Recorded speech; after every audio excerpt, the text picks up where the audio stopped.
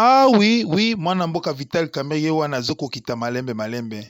Akoti na salle de congrès, akopesa mbote na ba honorable député pour lelo ezali bongo prolongation ya état de siège kuna na province ya Ituri na province ya Nord Kivu pona basoda mampinga to bundisa nde monguna oyo azali bongo kotungisa ba peuple ya congolais.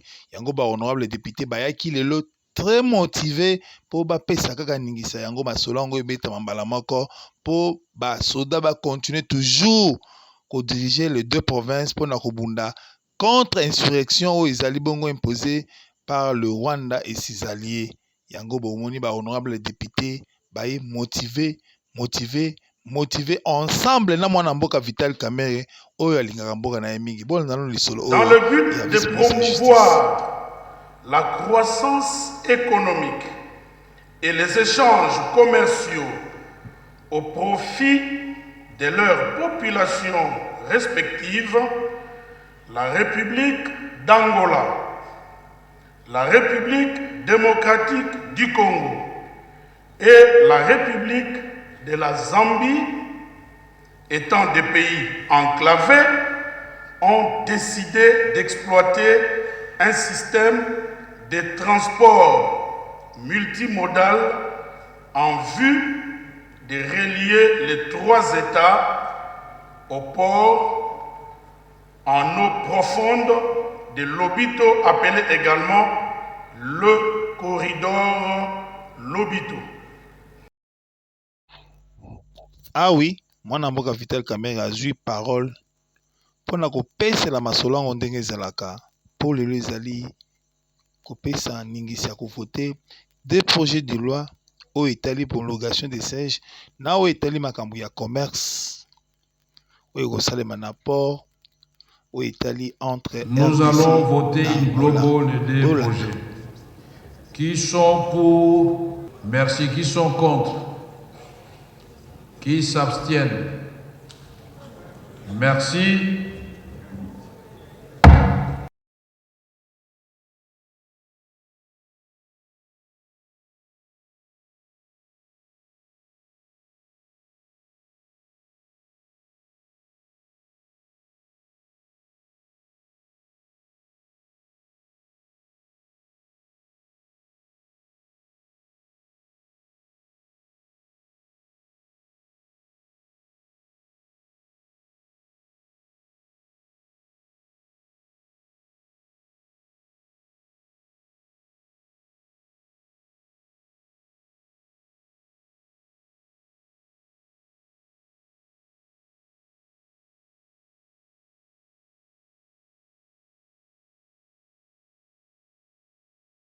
Ici à l'Assemblée nationale, effectivement, nous en avons marre d'aller de prorogation en prorogation. 84e prorogation.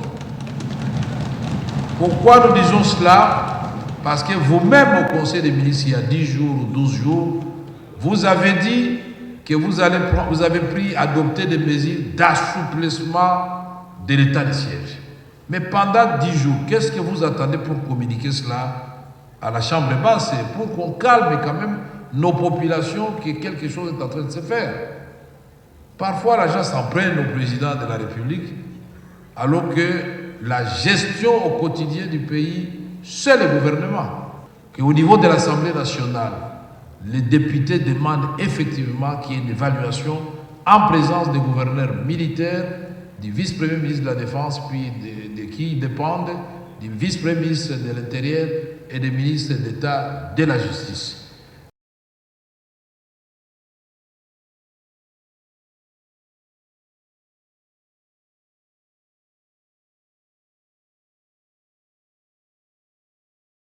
Un chiffre fait l'Aïd, 513 députés. Oh, mon Dieu, il y a 500 députés. Il faut poser la question, dans la rubrique de la paix des députés, il y en a combien? Il y a 500. Maintenant, cette institution, tout comme le gouvernement, tout comme la présidence de la République, a des présidents honoraires. C'est la loi portant statut des anciens présidents de chambre. En ce qui me concerne, j'étais ancien, j'ai bénéficié, c'est des montants modiques. Mais depuis que je suis rentré, j'ai demandé que dans les budgets, on m'enlève puisque je suis de nouveau président, je ne suis plus honoraire.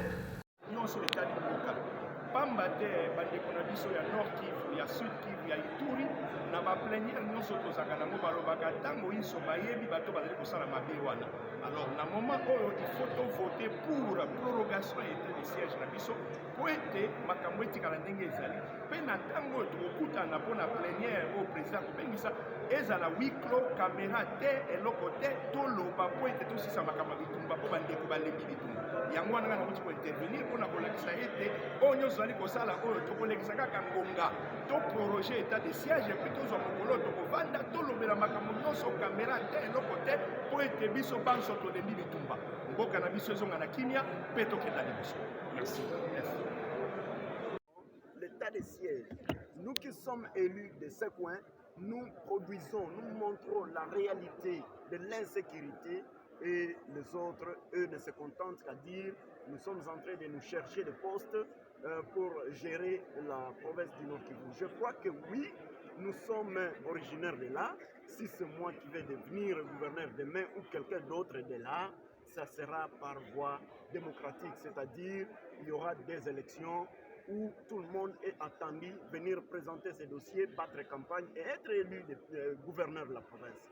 C'est pourquoi nous sommes en train de demander tous les autres députés nationaux de la République démocratique du Congo de comprendre le chagrin ou le problème de l'insécurité de l'Est de la République et si de comprendre la situation au Nord Kivu et en Ituri, que cette gravité soit une chose où les députés vont accompagner les députés du Nord Kivu pour voter contre la prorogation de l'état de siège. Je souhaite que cette prorogation soit la dernière et que dans les jours qui suivent, nous allons intervenir pour la levée de l'état de siège. Merci beaucoup. Pour protéger, voilà, pour proroger l'état de siège. Sababu mimi nakataa ya kwamba nakataa sababu kuna shida ambayo inaonekana kwenye province ya Nord Kivu na kwenye province ya Ituri. Ni kusema ya kwamba etat de siege ilikuwa dekrete, rais akiwaomba wa governor jeshi waende wakatatue shida ambazo tunazo ndani ya province ya Nord Kivu na ndani ya province ya Ituri. Lakini kwa kumshangao hao wa governor wameachilia mambo ya vita, wameachilia mambo ya kutafuta security, wameachilia mambo ya kuprotege population na mali ya kwao, lakini wao wanaendelea kutafuta pesa. Na leo wakuu viongozi majeshi ambao wanaongoza province ya Nord Kivu na Ituri, wao wanabakilia sasa ni kutafuta pesa, na kwa hiyo sisi kama wanabunge tulisema hapana, hatutaki hiyo mambo.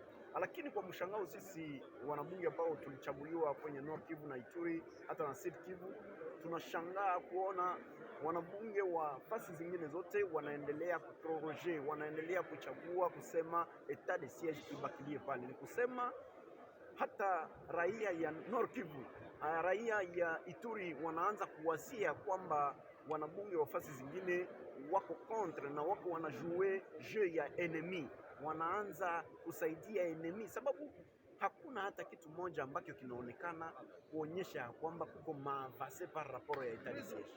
Na ndiyo maana sisi wanabunge wa Nord Kivu hata wa Ituri, wa Sud Kivu tumeungana, tunasema ya kwamba hatutaki prorogation ya etat de siege. Na ndiyo maana tunawaomba wanabunge wote wa Republique waje wajiunge kwetu sisi ili pamoja tuone gisi ya kuvote contre prorogation ya etat de siege, sababu tunataka hiyo prorogation iwe ya mwisho na hatutaki ingine iendelee. Ni kusema wakati tutarudi hapa tutavote pour la levée ya etat de siege. Asante. Mutafanya mwe banabungi ba Nord Kivu, Sud Kivu na Ituri munakata etat de siege, me banabungi ba maprovince ingine bo abamisikie bo wanapenda pa etat de siege endelee. Sasa mwe mutafanya nini?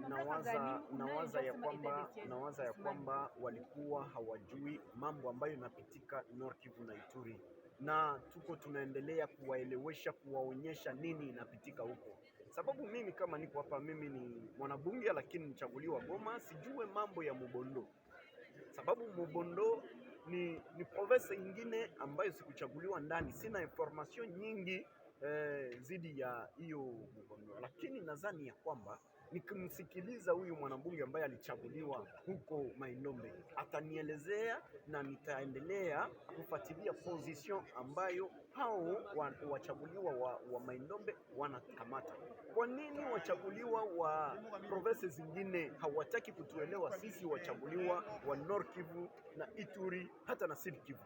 Inawabidi watuelewe ili tuwaeleweshe ukweli ya maneno, sababu wako viongozi wa jeshi ambao wako kwenye Nord Kivu, wako kwenye Ituri, hawako tena kwenye kazi ya kutafuta amani na salama, wako kwenye kazi ya kutafuta pesa, kujiarishir, kuvimbisha mifuko ya kwao, na kwa hiyo population inaendelea kuteseka, population inaendelea kufa, population inaendelea kupata matatizo ndani ya province ya Nord Kivu na Ituri. Ukaona mzuri leo province ya Nord Kivu tumeshapoteza territoire ine presque, sababu M23 imekia kuvamia territoire ya Nord Kivu, na nadhani ya kwamba hawa wanabunge ambao wamechaguliwa huku hawaone hata gravite ya hiyo maneno, sababu inabidi hawa wajeshi ambao wako wanajere province ya Nord Kivu waende wajere maoperation militaire na waache wa civil wajere administration ya province, sababu wanajeshi wamejikosantre sana kwa administration ya province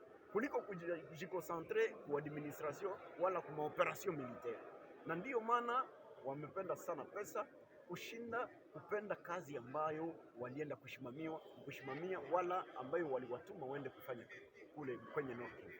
Asante. Sauti kwa raia. En général, lorsqu'un général dirige une province, il n'y a pas seulement l'administration civile, il y a l'administration militaire aussi. Alors il y a cette touche-là militaire-là dont on a besoin lors d'un état de siège. Vous comprenez ça? Si on met un civil, vous verrez qu'à un certain moment, il y aura à un certain moment un problème de fluidité dans la transmission de ceci, de cela, tout ça. Parce que dans chaque province, celui qui dirige le conseil de sécurité, c'est le gouverneur. Alors, lorsqu'on est en état de guerre, celui qui dirige, c'est un militaire. Dans l'état de siège, c'est un militaire qui doit diriger le conseil de sécurité. C'est tout à fait normal. Je ne sais pas où est le problème, je ne sais pas. Merci beaucoup. Les noms complets. Moi, c'est l'honorable Jacques Chimé, élu de Kolwezi. Okay. Ah. Je parle de l'état de siège parce que c'est pour la première fois au Congo qu'il y a eu état de siège, c'était chez moi à Kolwezi. Il y a eu la guerre en 78. En 77, on avait à l'époque, je pense avec le président Mobutu, on avait établi le général Singaboyenge Musambai comme gouverneur militaire. En 77-78, il y avait état de siège. J'en sais quelque chose et ça a donné de bons résultats. Alors je ne vois pas pourquoi ça ne va pas donner de bons résultats. Quand vous êtes élu de Kolwezi également, il y a une loi de ratification concernant le chemin de fer jusqu'à Lobito. Est-ce que vous avez un commentaire parce que ça? Oui, en tout cas, c'est vraiment ça. Ça tombe vraiment à point nommé. Et vous savez, nous, peut-être les autres ne connaissent pas. Lobito, c'est un port qui est en Angola. C'est un port angolais. Avant la guerre de 77-78, le Lualaba, en tout cas, bénéficiait de beaucoup de choses en province de l'Angola, de l'Amérique latine, de l'Europe, ainsi de suite, que ce soit les véhicules, ainsi de suite. Même la Jicamine, la plupart des véhicules de la Jicamine à l'époque, ça entrait par le port de Lobito et ça venait par le train jusqu'à Kolwezi. Aujourd'hui, comme l'état de notre RN39, la route qui relie Dilolo et Kolwezi est en état de délabrement total, en tout cas, le chemin de fer est vraiment le bienvenu.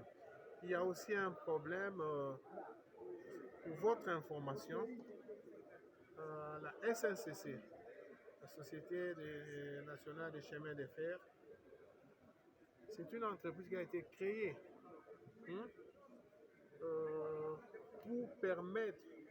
pour aider la Gécamine à évacuer le minerai. Vous comprenez un peu? Alors, comme la Gécamine est en faillite, dont la SNCC devait l'être normalement aussi. Et je pense que ce chemin de fer-là va aider toutes ces entreprises minières qui sont dans le Lualaba, dans le Haut-Katanga, à évacuer leurs minéraux vers l'Europe, je ne sais pas, vers l'Asie, où ils veulent. C'est vraiment très important, non seulement pour les entreprises minières, mais pour les habitants de Kolosi, de Lubumbashi, tous ceux qui font les trafics entre l'Angola et la RDC, tous ceux qui dont même des produits de première nécessité, les produits alimentaires, tout ça, ainsi de suite, ça va arriver vraiment très rapidement. Vous voyez, parce que le Lualaba est vraiment enclavé. Les produits maritimes qui proviennent de l'océan Atlantique, ainsi de suite, pour atteindre Kolosi, ça doit venir avec des camions frigorifiques, tout ça.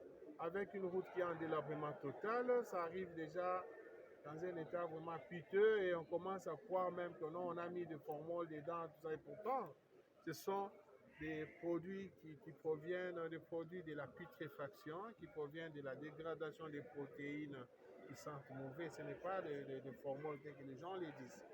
Je pense que lorsque nous aurons les chemins de fer, là nous aurons des conteneurs frigorifiques qu'on peut faire par transbordation, qu'on va mettre sur les wagons et qui vont arriver à Kolwezi, tout ça, ça va desservir, je pense, le Lualaba et le Haut-Katanga. Moi, je parle beaucoup plus de Kolwezi parce que je suis élu de Kolwezi, alors comprenez-les. Merci. Honorable, il y a une question.